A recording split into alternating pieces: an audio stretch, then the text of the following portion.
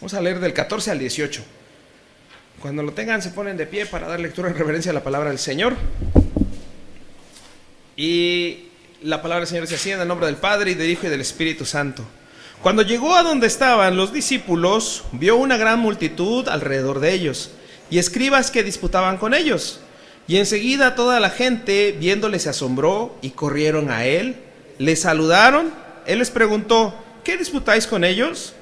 Y respondiendo uno de la multitud dijo: Maestro, traje a mi hijo que tiene un espíritu mudo, el cual donde quiera que le toma, le sacude y echa espumarajos y cruje los dientes y se va secando. Y dije a tus discípulos que lo echasen fuera y no pudieron. Vamos a orar. Bendito Dios, Padre de misericordia, estamos reunidos, Señor, en este lugar para alabar tu nombre. Lo hemos hecho, Señor, con los instrumentos de música, con nuestras manos, nuestra voz, con nuestros pies, con todo lo que somos, Señor. Ahora que vamos a meditar en tu palabra, te pedimos que tu Santo Espíritu, Señor, llene nuestros corazones y nos des la oportunidad, Señor, de entenderla, de tomarla para nuestra vida y aplicarla, Señor, en todas las áreas que necesitamos atender, Señor, en nosotros. Te pedimos, Dios, que nos ayudes para que esta palabra quede guardada en nuestro corazón y podamos ponerla en práctica y compartirla, Señor, con aquellos que la necesitan. Gracias por cada uno de los que hoy se han reunido, Señor, delante de ti en esta congregación. Bendice, Señor, a nuestros hermanos que no han podido venir y los que estuvieron con nosotros más temprano, Señor, igual. Bendice a sus familias, bendice a sus ministerios y que tú te glorifiques, Señor, en la vida de cada uno de nosotros. Te lo pedimos, Padre, en el poderoso nombre de tu Hijo amado Cristo Jesús. Amén. Amén.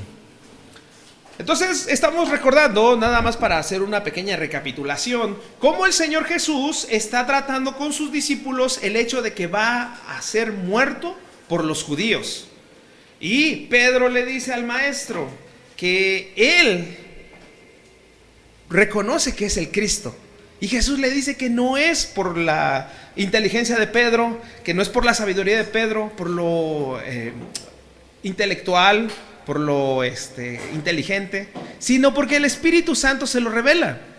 Posteriormente, 6 días después, Pedro le dice a Jesús: no, maestro, que no te acontezca esto, hablando acerca de la muerte. Y el Señor Jesús le dice a Pedro que se aparte de él y lo llama Satanás, ¿sí? Porque no está poniendo la mira en las cosas de Dios, sino que está pensando terrenalmente, está pensando con su carne simplemente. Y nosotros solemos hacer esto muchas veces. En lugar de volvernos personas espirituales y pedirle dirección a Dios, nos dejamos llevar por nuestra carne. Porque ¿cuántos no hemos sentido desesperación, angustia, temor, hasta pánico? ¿Cuántos no nos hemos enfermado? ¿Cuántos no hemos tenido alguna situación que viene a tambalear nuestra vida espiritual? ¿Y qué hacemos? Muchas veces, en lugar de acudir a Dios y refugiarnos en Él, nos envolvemos en nuestro problema y lo estamos pensando y meditando, y puede llegarse a convertir hasta en una ansiedad en nuestras vidas.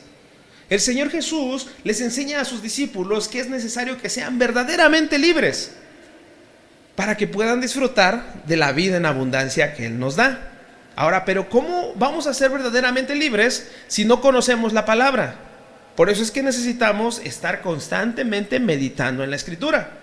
Después de que pasa esto, el Señor va al monte donde se lleva a cabo la transfiguración. Recuerden ustedes que estaba Elías y Moisés con el Señor Jesús, ¿sí? Haciendo alusión a que Moisés representa la ley y Elías a los profetas. Pero Dios en Jesús es más grande que todo esto. Por lo tanto, Él viene a hacer un nuevo pacto con nosotros los hombres, ¿sí? El primer pacto, por medio de la ley, pues no fue perfecto, porque nadie pudo cumplir la ley, ¿sí? La ley tiene más de 600 mandamientos que ningún hombre pudo llevar a cabo. Todos fracasaron. El único que cumplió la ley perfectamente es Cristo, es Jesús. Y Él dice: yo no vine a quitar la ley, yo vine a cumplirla. Entonces, por medio de Él es que tenemos el sacrificio perfecto para que pudiera lavar nuestros pecados. No había otro modo, ¿sí? Porque antes se llevaban sacrificios al templo para que estos animalitos pues quitaran algunos pecados o tuviéramos un año de perdón.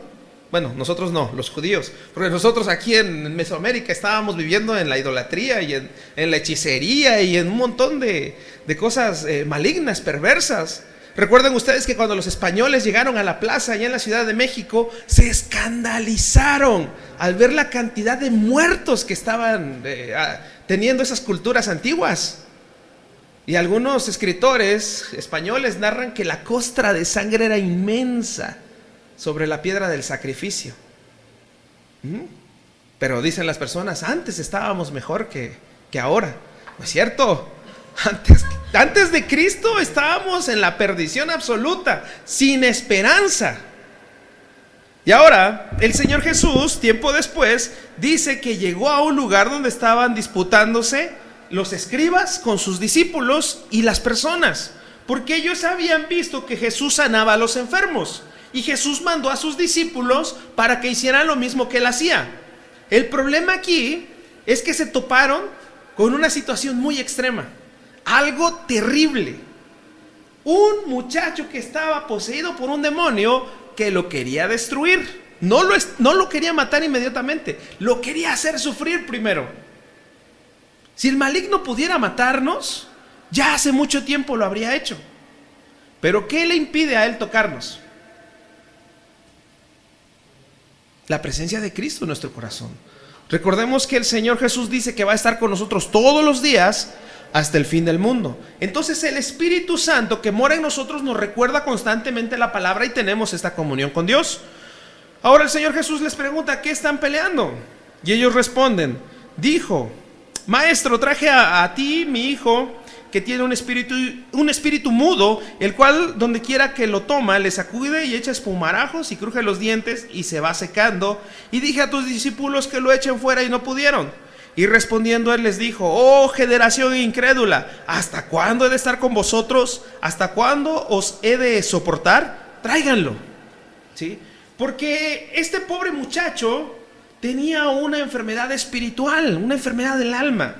No confundamos con enfermedades naturales, porque hay muchas personas que luego suelen confundir algunas cosas que pasan en la vida de las personas. Algunas personas, por ejemplo, tienen trastornos y por alguna situación, por ejemplo, les dan ataques epilépticos y luego las personas dicen, está poseído, y vamos a orar por él, ¿no? Y lo están reprendiendo y la pobre persona se está ahogando en lugar de que le ayuden a pasar su crisis de ese momento. Entonces, hay enfermedades que son naturales y también hay enfermedades espirituales que son como en este caso una posesión demoníaca. Y este espíritu tomaba al muchacho y lo hacía hacer cosas horribles, desfiguros. Y suele pasar todavía en nuestros tiempos. Gente pasa por algún problema de salud mental o física y luego se lo atribuyen a un demonio. Y algunas veces no es así, es simplemente algún problema que tienen. Pero en este caso el Señor le dice, tráiganlo, en el 20. Y se lo trajeron. Y cuando el espíritu vio a Jesús, sacudió con violencia al muchacho, quien cayendo en tierra se revolcaba, echando espumarajos. Jesús preguntó al padre, ¿cuánto tiempo hace que le sucede esto? Y él le dijo, desde niño. Y muchas veces le echan en el fuego y en el agua para matarle, pero si puedes hacer algo, ten misericordia de nosotros y ayúdanos. Jesús le dijo, si puedes creer, al que cree, todo le es posible. Si el padre podía tener fe por su hijo, Jesús podía sanar a este muchacho. ¿Qué es lo que nos hace falta a veces? ¿Ah? Amén. Sí, nos hace falta fe. Nos hace falta fe para creerle a Dios. Él ya dio las promesas. Él ya habló acerca de su poder, de su gloria, de que Él es el creador de los cielos y de la tierra. Pero ¿qué pasa? A veces nosotros vemos con los ojos carnales nada más, no vemos lo espiritual. Y Dios quiere que profundicemos en lo espiritual. Nosotros conocimos a una muchacha que iba a una iglesia por acá cerca. Y un día viene a la casa y dice, vayan a orar por mi hija porque está enferma. Hagan de cuenta que era Jairo pidiendo por su hija, ¿no? Y cuando fuimos, la muchacha estaba pues en el piso, la estaban sometiendo entre 4 personas y no podían sostenerla. Su fuerza era descomunal. Y para curiosidad, esta muchacha era muy delgadita y chaparrita. Entonces, imagínense, 4 hombres grandes no podían sostenerla. Y van a decir, bueno, es que la adrenalina del momento. No, es demasiado. Tenía una fuerza sobrenatural. Entonces, aquí entiendes que esto no es algo natural, o sea, no es una enfermedad común, es una posesión demoníaca. Y salgo y le pregunto a su mamá, así como le hace Jesús, ¿desde cuándo pasó esto? Y dice, pues llegó hace 2-3 días, estaba normal, pero empezó a portarse extraña. Y le digo, y el Espíritu me hace preguntarle si había algo en su casa nuevo que había traído. ¿Tiene algo nuevo? ¿Trajo algún cuadro, algún peluche, algo? No sé. No, dice. Es más, venga a su cuarto a ver. Pues yo entro en el cuarto de una señorita normal, todo de rosa y de muñecas y cojines. Y digo, Señor, ayúdame, porque yo sé que algo pasa con esta mujer. Y le digo, a ver, revísenle si no tiene cadenas, aretes, collares, algo que le esté... Y lo dije yo en un cuarto, como aquí, digamos, y ella estaba como allá por la puerta. Y desde allá se escucha el grito que da, pero así un grito estridente y horrible. ¡No van a saber qué es! Entonces, Señor, si vamos bien, vamos por buen camino, porque el Espíritu se está manifestando. Entonces, pues no traía nada, y traía unas pulseritas de esas de hilos que antes eran muy comunes, pues ya no tanto. Y se las cortaron, ¿no? Se las cortamos. Pero no era eso. Entonces, el Señor me dice, tiene un tatuaje. Le digo a su mamá, ¿tiene un tatuaje su hija? No, dice. Y entonces la muchacha se empezó a revolcar más feo. Y dije, Señor, sí tiene un tatuaje. Entonces, tenía un tatuaje que se acababa de hacer unos días antes y su mamá no se había dado cuenta. Traía un tipo murciélago acá atrás. Y ella había hecho un pacto por medio de ese tatuaje. Ese era el símbolo de su pacto. Entonces prácticamente ella le había dado entrada al enemigo en su vida, porque a lo mejor el mal le prometió algo o ella le pidió algo. Y muchas personas piensan que le pueden pedir al diablo y no pasa nada. Más nosotros que somos cristianos y conocemos la verdad y la verdad de Jesucristo, no podemos andar jugando con las cosas espirituales. Y muchas veces lo hacemos, porque podríamos llevar a nuestra casa discos, películas, revistas, cosas que ofenden a Dios y que podrían ser un vínculo que tenemos con el mal. Aquí no nos describe cómo fue que pasó la posesión desde que era niño, pero quiere decir que lo había estado atormentando durante años. Y a veces nosotros nos volvemos esclavos de alguna situación porque le dimos una pequeña entrada al enemigo en nuestra vida. ¿Cómo empezó una persona a ser alcohólica? Porque empezó por un poquito de alcohol. ¿Cómo empezó una persona a ser un fumador? Un cigarrito. ¿Cómo empezó alguien a ser drogadicto? Una probadita. Y eso pequeño va creciendo. Y hay una ilustración que dice que las bolas de nieve, cuando van rodando hacia abajo, van acumulando más nieve, y se van haciendo grandes, al grado de que pueden llegar a aplastar ciudades enteras o pueblos enteros. Una avalancha. ¿Qué pasa con nosotros los cristianos? Necesitamos tener en cuenta que Dios demanda santidad de nosotros. Créanme que a mí no me fue fácil entenderlo, porque yo llegué a vivir una vida en la que decía, pues no pasa nada. Dice la Biblia, todo me es lícito, pero no todo me conviene. Entonces empezamos a ver que esto trae consecuencias que son desagradables a Dios y que afectan nuestra vida. Ahora este muchacho tiene la oportunidad de ser libre, pero no tiene conciencia propia. A esta mujer le dijimos, señora, si usted quiere que su hija sea libre verdaderamente, tiene usted que pedirle perdón a Dios, aceptar a Cristo en su corazón y serle fiel. No hay otra manera. ¿Y saben qué dijo? Pues es que cada quien tiene su relación con Dios, ¿no? O sea, no quería hacer un compromiso con Dios. Quieren las bendiciones, pero no quieren al que da las bendiciones. Quieren tener ese regalo maravilloso de la salvación, pero no quieren involucrarse o relacionarse con Dios. Este padre, ustedes pueden ver que estaba verdaderamente preocupado por su hijo. Por eso es que lo lleva delante de Jesús. Por eso es que se lo trae a sus discípulos. Y el Señor le dice, si crees, al que cree, todo le es posible. Y como ahorita oímos el testimonio de esa rodilla rota, así hay muchos testimonios de gente que ha recibido milagros de parte de Dios porque pudieron poner su fe en Él. Y la fe es un regalo que Dios nos da. Y la fe hay que ponerla hay que activarla, hay que desarrollarla, hay que pedirle a Dios. Porque dijo el Señor Jesús, si pudieran tener fe como un grano de mostaza, le dirían a los montes, muévanse, y se van a mover. Y aquí tal vez está usando el Señor una metáfora, ¿no? Los montes pueden ser nuestros problemas, pueden ser nuestras luchas, nuestras aflicciones, nuestras ansiedades, nuestras enfermedades. Y el Señor tiene el poder y la autoridad para cambiar todo esto para honra y gloria suya. 24. E inmediatamente el padre del muchacho clamó y dijo, creo, ayuda a mi incredulidad. Se dio cuenta que no era autosuficiente. Necesitamos de Dios.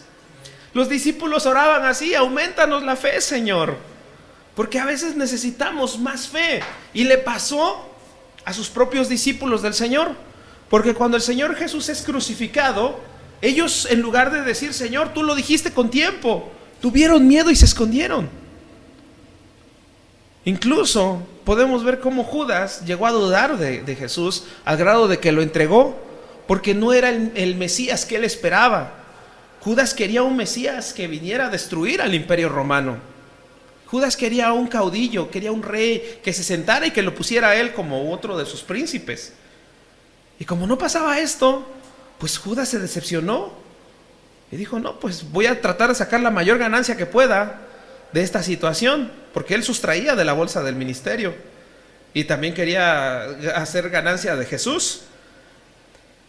25. Y cuando Jesús vio que la multitud se agolpaba, ¿vieron? La multitud vino y se empezó a llenar el lugar de gente. Reprendió al espíritu inmundo diciéndole, espíritu mudo y sordo, yo te mando, sal de él y no entres más en él. Porque esta es la palabra poderosa de Dios. El centurión le dice al Señor Jesús, habla. Y si tú hablas,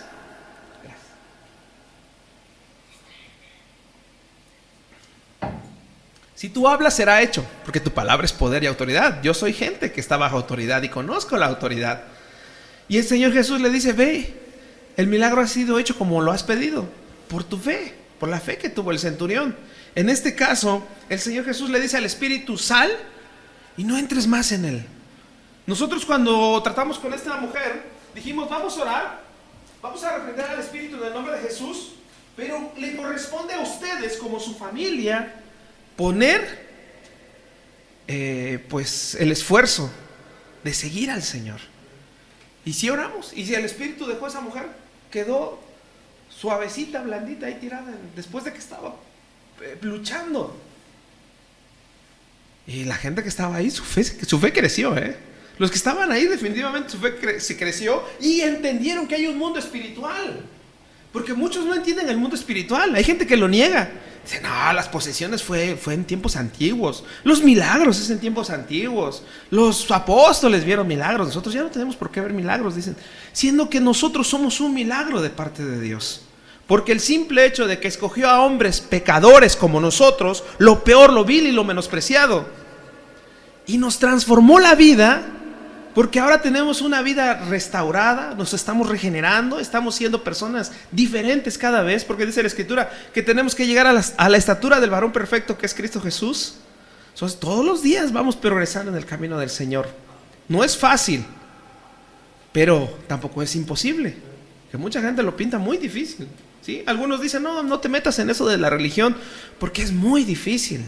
Es más, mientras más sepas, más te condenas, dicen algunos. ¿Sí? Imagínense, la gente dice, no, mejor ni leo la Biblia, porque más me condeno. Y esto nos hace ver que hay gente que también es cobarde, pero el camino del Señor es para valientes. Los cobardes no van a entrar en el reino de los cielos, se van a quedar afuera.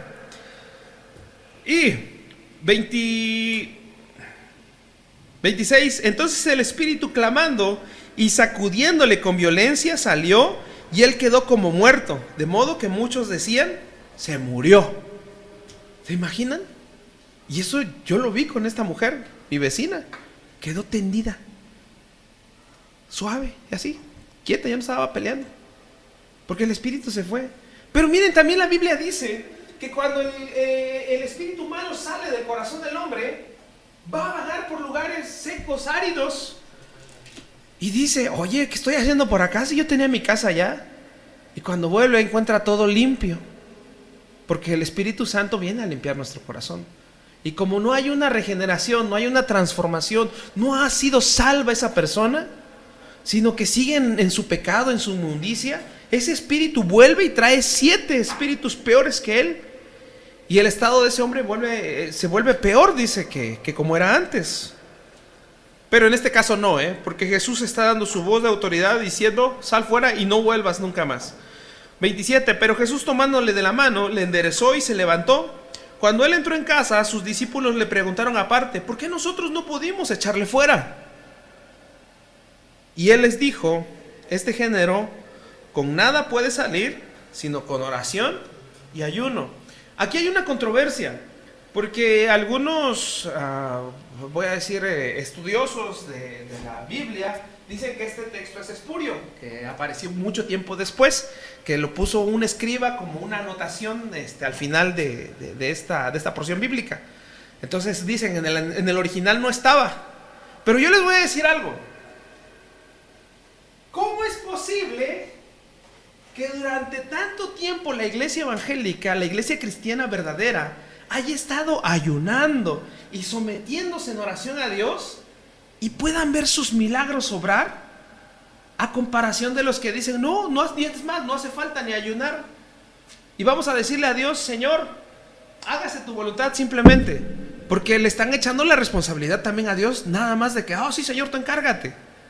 O sea, sí debemos orar así, hágase tu voluntad, pero también es cierto que necesitamos hacer nuestra parte. Nuestra parte dice en Santiago 4:7, someteos pues a Dios, resistid al diablo y éste huirá de vosotros. ¿Sí? Es una fórmula. Necesitamos someternos a Dios, porque si nada más le dijéramos al Señor, bueno, Señor, hágase tu voluntad simplemente, ¿para qué predicamos? No haría falta predicar, porque el Señor va a salvar a todos los que sea necesario salvar, ¿o no? Pero en cambio el Señor nos dice, vayan y hagan discípulos a todas las naciones, ¿sí? Porque el trabajo nos los dejó a nosotros. Antes en el Antiguo Testamento ustedes pueden ver cómo Dios enviaba ángeles a hablarle a la gente, ¿verdad? A ver, ¿qué ángel se acuerdan ustedes que haya venido a hablarle a las personas? ¿Quién se acuerda? Apenas que pasó las fechas de Navidad.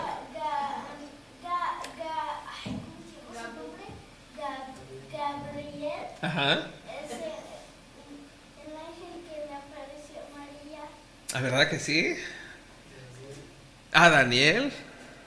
Entonces, a Abraham, a los patriarcas, los ángeles iban a verlos porque traían un mensaje de Dios. En hebreo la palabra ángel es malak, y malak significa mensajero, o sea que un ángel es un mensajero. Ahora, en estos tiempos actuales, Dios está enviando a las personas. Por eso es que les dijo a sus discípulos, vayan ustedes. Ya no va a mandar a los ángeles nada más. O sea, los ángeles están haciendo el trabajo del Señor, y están a nuestro servicio también, o sea, pero no que les mandemos, así como ciertas personas que he escuchado por ahí que, a ver, ángeles, hagan esto. No nos corresponde a nosotros darles las órdenes se las da Dios, y les dice, vayan y hagan esto para Él, porque así son los designios del Señor. Pero no que yo tenga mi legión de ángeles aquí para ordenarles. Imagínense, eso es herético. Si el mismo Señor Jesús, siendo Dios, dijo, puedo decirle a los ángeles vengan, y no lo hizo, ¿cómo somos nosotros? ¿Somos superiores a Cristo? No es superior a su maestro. Pero les dice que ese género nada puede salir sino con oración y ayuno, el sometimiento a Dios. Decirle a nuestra carne, no te voy a dar lo que tú quieres, le voy a dar a Dios el control absoluto de mi vida para que Él obre con poder y autoridad y haga lo que quiera hacer en mí. Como le dijo el profeta, heme aquí, envíame a mí. Pero la mayor parte de los cristianos dicen, heme aquí, envíalo a Él. Porque queremos las bendiciones, pero no queremos trabajar, ¿verdad? Porque ya tenemos trabajo, ¿a poco no? Muchas veces pensamos en esto, yo siempre lo he dicho. A veces nos enfocamos tanto en nuestras necesidades físicas, en nuestras necesidades primordiales, que perdemos la dirección de lo que quiere Dios en nuestra vida, ¿sí? Y recuerden que si somos cristianos, nuestra prioridad siempre tiene que ser Dios. Siempre tenemos que hacer lo que Dios nos encomienda. Vamos a terminar esta parte, este estudio con Primera de Timoteo.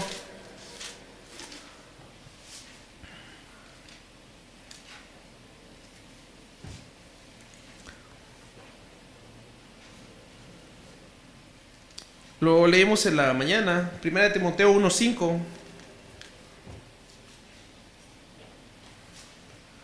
Y tómenlo muy en cuenta, dice el apóstol Pablo, pues el propósito de este mandamiento es el amor nacido de corazón limpio y de buena conciencia y de fe no fingida.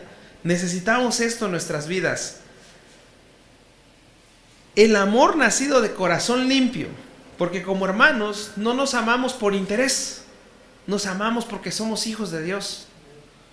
Luego, de buena conciencia. Porque, hermanos, tenemos a veces en nuestra vida el problema de que nuestro testimonio no es bueno para con el mundo.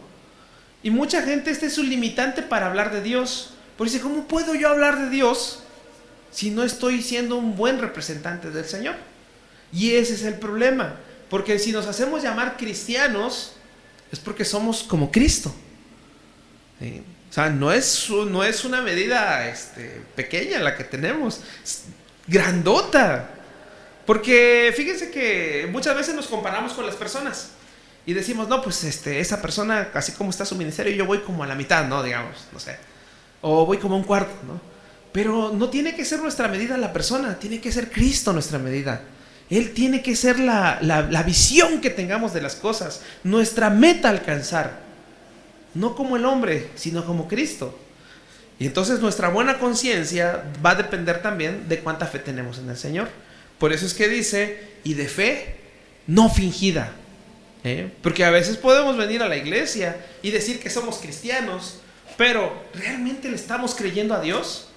Porque al que tiene fe, todo le es posible. Y esto es algo que vamos a ver en nuestras vidas. Y no nada más en lo material, sino hasta en nuestro crecimiento espiritual. Porque recuerden ustedes que la Biblia dice que de lo vil y lo menospreciado escogió Dios para avergonzar al sabio y al entendido, ¿sí? Porque imagínense, nosotros conocemos a Cristo por gracia de Él, por regalo de Dios. Porque pudo haber sido nuestro vecino y nosotros ser los que ahorita estuviéramos en la fiesta emborrachándonos. O pudo haber escogido a otro, al otro vecino del otro lado, y nosotros seríamos los que nos estamos perdiendo.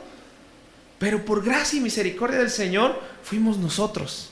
Y aunque nos señalen y nos digan fanáticos, como decía la hermana en la mañana, que le duele a veces porque la gente la agrede, dice, y le dice fanática.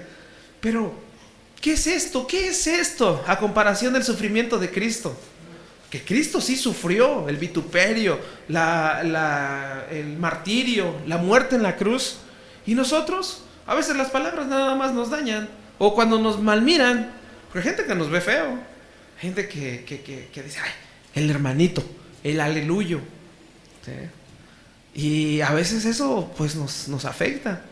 Pero dice la Escritura que cuando seamos vituperados por causa del nombre de Cristo, cuando seamos perseguidos por el nombre de Cristo, debemos ser felices, debemos sentirnos agradecidos con el Padre, porque es un reflejo de que vamos bien en el Señor, porque a Él también lo persiguieron.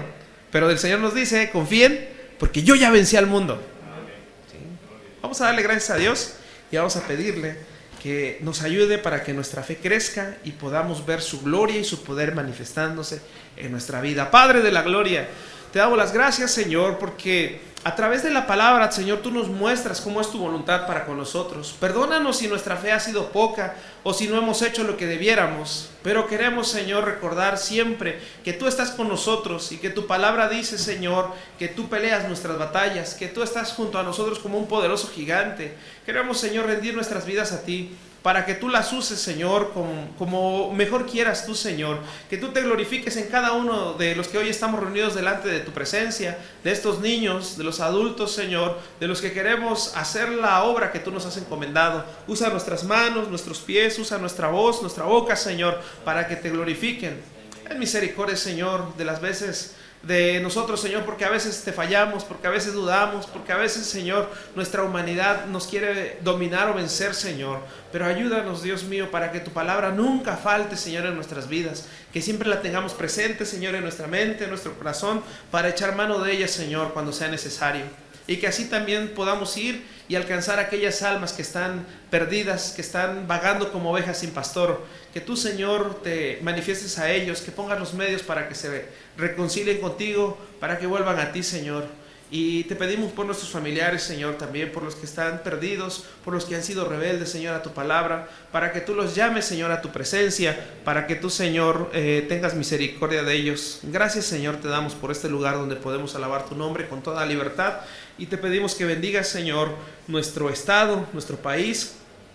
Que seas tú, Señor, obrando poderosamente. Las personas tienen miedo, hablan de crisis, de enfermedad, de problemas, pero nosotros sabemos, Señor, que todas estas cosas van a pasar, porque tu palabra, Señor, se va a cumplir, y nosotros, Señor, vamos a tu presencia, ese lugar donde no habrá más lágrimas, más dolor, más sufrimiento, más muerte, Señor. Te damos las gracias porque tu promesa es real y verdadera. Ven pronto, Señor Jesús, ven por tu iglesia, por tu pueblo. Aquí estamos, Señor, en el nombre de Jesús. Te agradecemos todo esto, amado Padre. Amén. Amén. Dejo el lugar a... Que Dios les bendiga.